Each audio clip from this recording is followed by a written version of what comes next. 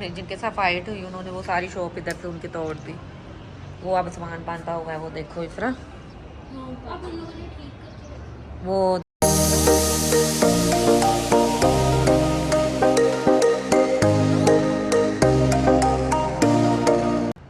ये है हमारे रूम की विंडो से बाहर का व्यू, कितना प्यारा लग रहा है। अस्सलाम वालेकुम, कैसे हैं आप सब? आई होप आप सब ठीक होंगे। अल्हम्दुलिल्लाह मैं भी बिल्कुल ठीक हूँ। तो एक नए दिन और एक नए व्लॉग के साथ हमारी रूटीन का आगाज़ हो चुका है। तो अल्लाह पाक से दुआ गो हूँ कि अल्लाह पाक हम सबको दुनिया और आखिरत की खैर अता फरमाए। इसी दुआ के साथ मैं करती हूँ आज का व्लॉग स्टार्ट। तो अभी हम जा रहे हैं बाबू सर टॉप और लुलू सर झील देखने के लिए। तो अभी हम सब रेडी हो गए हैं। अभी मेरे हस्बैंड गाड़ी लेके गए, वो आते हैं तो फिर हम थोड़ी देर में निकलते हैं। ये है हमारे रूम की विंडो से बाहर का व्यू, कितना प्यारा लग रहा है। बाहर धूप निकली हुई है, कमरे में ज़्यादा सर्दी है। बाहर धूप निकली हुई सर्दी है, लेकिन बाहर इतनी फील नहीं होती। तो कमरे में बहुत ज़्यादा सर्दी है नरान में। यहाँ पे मोहित भी रेडी हो गया है। मोहित भी वेट कर रहा है कि अब जल्दी से हम निकलें सैर के लिए। मोहित, आर यू एक्साइटेड? अभी इफ्रा मिनाइल टेरिस पे गई हैं, इनको देखते क्या खा रही हैं। Ifra, what are you doing?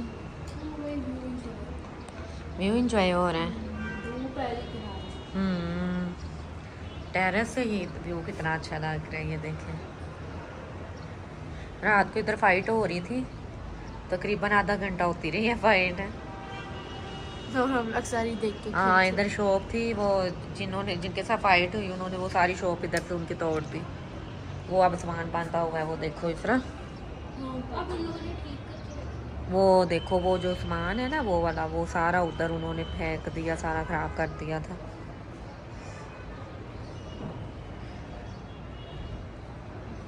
मिनाइल क्या कर रही है? हाय गाइस, तो आज हम वापस जा रहे हैं। अभी हम सिर्फ बाबू साहब टॉप जाएंगे, उसके बाद फिर वापस घर जाएंगे। वैसे यहाँ पे जो भी दिन गुजरे बहुत अच्छे गुजरे थे। तकरीबन 10 बजे का टाइम था जब हम दरान से बाबू सर टॉप के लिए निकले थे। दरान से बाबू सर टॉप का जो रास्ता है वो है तकरीबन 70 किलोमीटर का। तकरीबन 5 घंटे लगते हैं जाने में। ज़्यादातर लोग जिन्होंने बाबू सर टॉप के लिए निकलना होता है दरान से, या झील सैफुल मलूक के लिए निकलना होता है, तो वो 8, 7, 9 बजे तक निकल जाते हैं। हम भी तकरीबन 10 बजे का टाइम था जब हम दरान से निकले थे। पाकिस्तान की जितनी भी खूबसूरत रोड हैं, दरान से बाबू सर टॉप की तरफ जो रोड जाती है उसका भी उन खूबसूरत रोड में शुमार होता है। इंतहाई खूबसूरत रोड है। ज़्यादातर लोग इस रोड को एंजॉय करने के लिए बाबू सर टॉप का ट्रैवल करते हैं।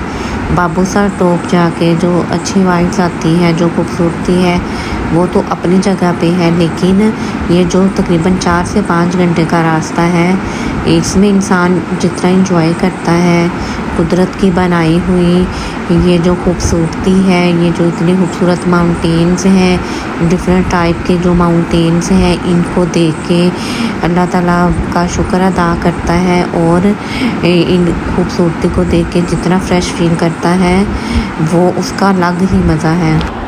वैसे तो ये रोड एक साल में तकरीबन 4 से 5 माह ही चलती है, क्योंकि फुल सर्दी में ये रोड बंद हो जाती हैं और फिर ग्लेशियर्स का सिलसिला शुरू हो जाता है। माउंटेन्स की ऊंचाई से ग्लेशियर्स नीचे रोड की तरफ आना स्टार्ट हो जाते हैं और ग्लेशियर्स की वजह से रोड्स बिल्कुल ब्लॉक हो जाती हैं। 2018 में जो ग्लेशियर्स आए, वैसे तो हर साल ग्लेशियर्स आते हैं, लेकिन 2018 में जो ग्लेशियर्स आए वो इतने ज़्यादा ग्लेशियर्स थे कि रोड्स ये बाबू सर टॉप को जाने वाली काफ़ी हद तक ख़राब हो गई थी। लेकिन फिर उधर की इंतज़ामिया ने इसको अच्छी तरह से रिकवर कर लिया था। ये जो दरान से बाबू सर टॉप का रास्ता है, जैसे सिरी पाए या फिर सैफुल मलूक झील का रास्ता है, ये तो बहुत ख़तरनाक रास्ता है। बहुत ज़्यादा चढ़ाइयाँ और बहुत ही पथरीला सा रास्ता है।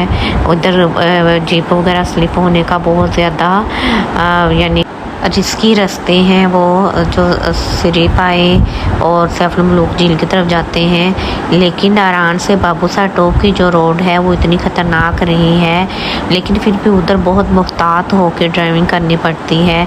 वैसे तो 70 किलोमीटर का रास्ता बहुत जल्दी इंसान तय कर लेता है, लेकिन ये रोड इस टाइप की होती है कि इस पर तकरीबन 4 से 5 घंटे लग जाते हैं। लेकिन दूसरी रोड्स की तरह ये खतरनाक रोड में शुमार नहीं इसका किया जाता।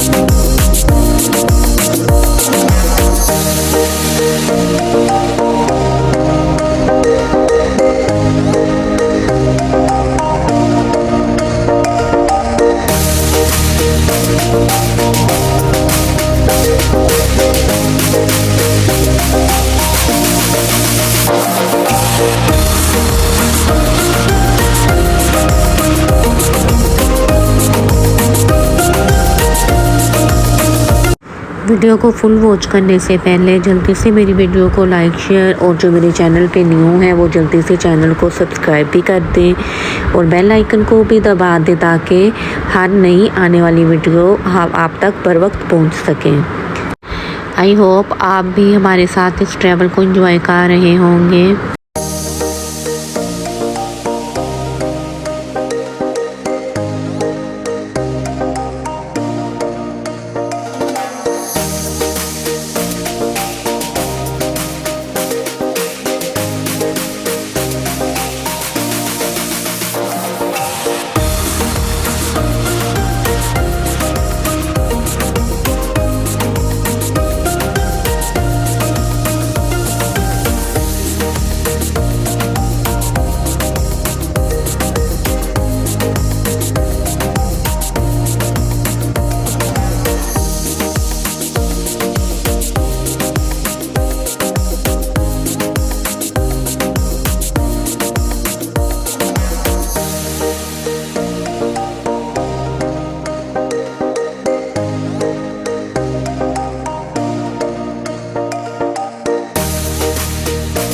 ग्लेशियर्स की बात की जाए तो ग्लेशियर्स बहुत हद तक मेल्ट होना शुरू हो गए थे। जितनी देर तक ये ग्लेशियर्स जो विंटर में आते हैं मेल्ट होते हैं, उतनी देर में दोबारा से विंटर का सीज़न स्टार्ट हो जाता है। यहाँ पे बहुत बड़ी आबशार आई थी, वो बहुत ही प्यारी और खूबसूरत लग रही थी।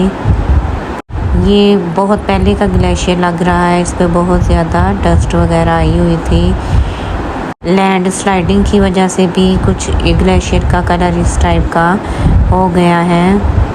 यहाँ जहाँ पे बहुत बड़ी आबशार आती हैं वहाँ ट्रैफिक बिल्कुल स्लो हो जाती है। जैसे अभी ये भी बड़ी आबशारों में से एक आबशार है जो अभी आई है और ट्रैफिक बिल्कुल स्लो हो जाती है।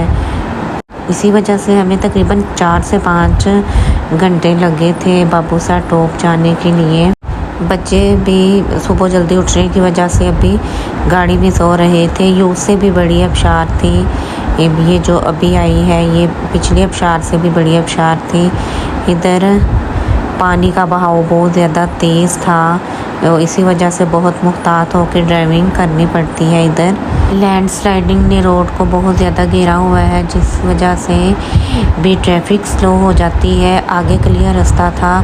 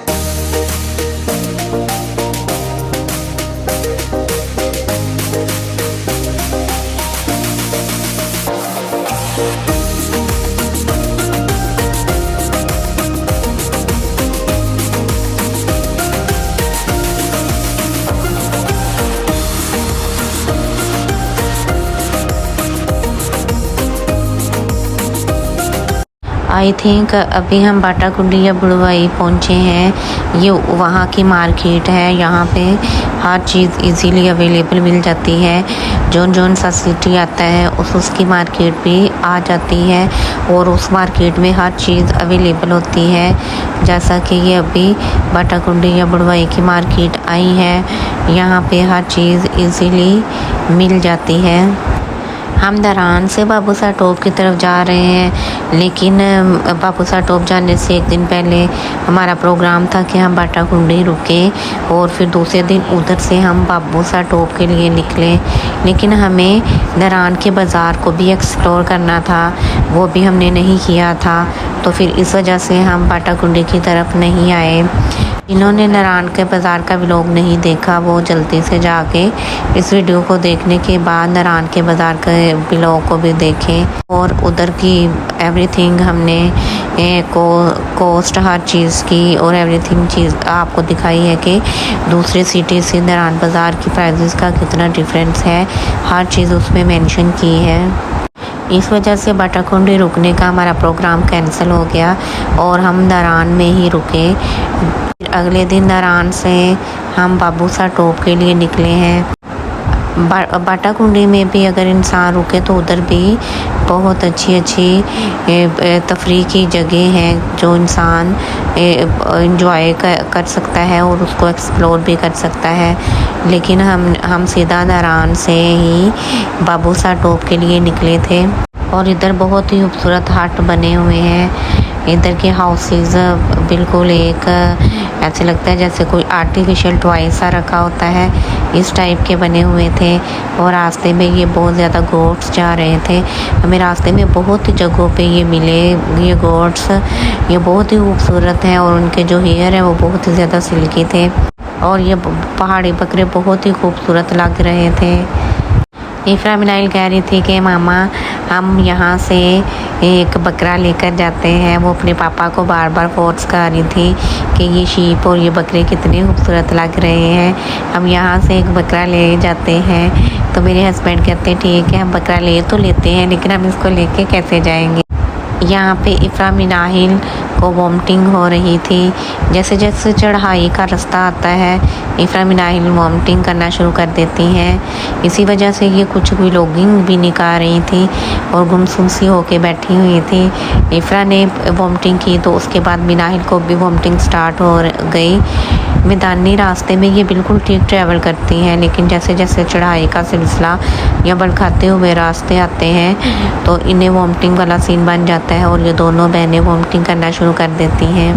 ये रोड्स जो बाबूसा टॉप की तरफ जा रही है, यही रोड्स आगे सकरदू और हुंजा की तरफ भी जाती है। ये बिल्कुल साफ़ रास्ता है बाबूसा टॉप का, लेकिन आगे जाके जैसे जैसे चढ़ाई आएगी कुछ मोड़ ऐसे आते हैं जो बहुत ही ख़तरनाक होते हैं। अदरवाइज बाकी रास्ता बिल्कुल क्लियर है।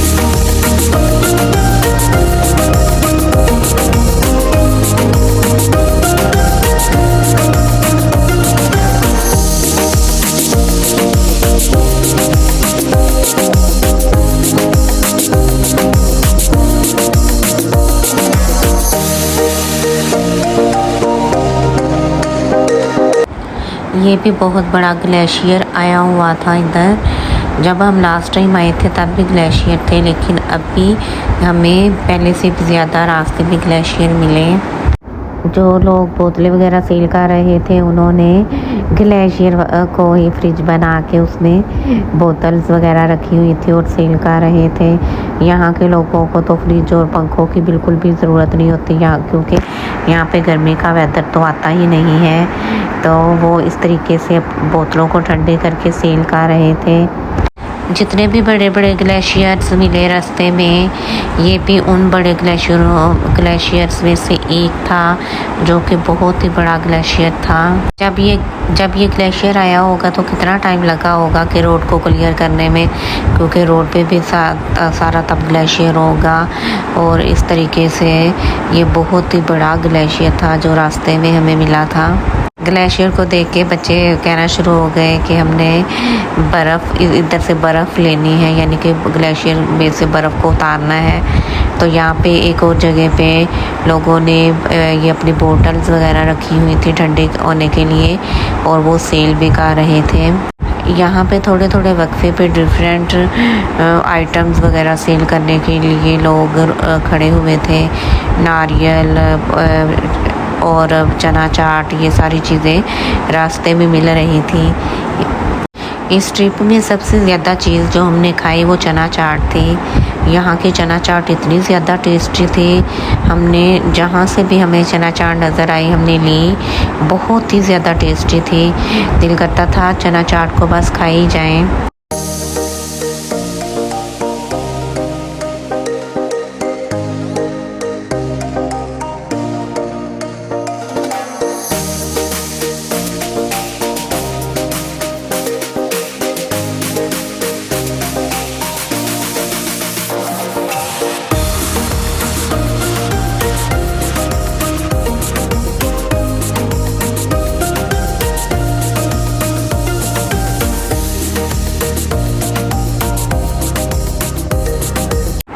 यहाँ पे ट्रैफिक बिल्कुल स्लो हो गई थी, क्योंकि यहाँ पे भी बहुत बड़ी आबशार आई थी और ये रोड इस टाइप की स्लाइडी सी बनी हुई थी, और बहुत तंग रोड की वजह से ये ट्रैफिक बहुत ज़्यादा स्लो हो गई थी।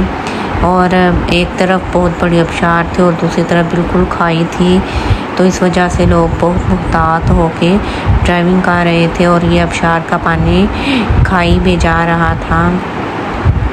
और लोग इधर पिक्चर्स वगैरह बनाने के लिए भी काफ़ी लोग रुके हुए थे, और ये भी एक पॉइंट था व्यूज़ को एंजॉय करने का। यहाँ पे काफ़ी लोग रुके हुए थे और पिक्चर्स वगैरह बना रहे थे। जब इस तरह की आबशार से बड़ी कोई गाड़ी जैसे बस या ट्रक वगैरह गुजरता है तो वो तो बहुत ही ज़्यादा टाइम लेता है गुजरने में। ये देखें पानी का बहाव कितना ज़्यादा तेज़ है और कितनी तेज़ आबशार यहाँ से गुजर रही है। तो फिर जब बड़ा कोई ट्रक या बस वगैरह गुजरती थी वो बहुत स्लोली सी गुजरती थी, जिसकी वजह से पीछे ट्रैफिक बहुत ज़्यादा जमा हो जाती थी।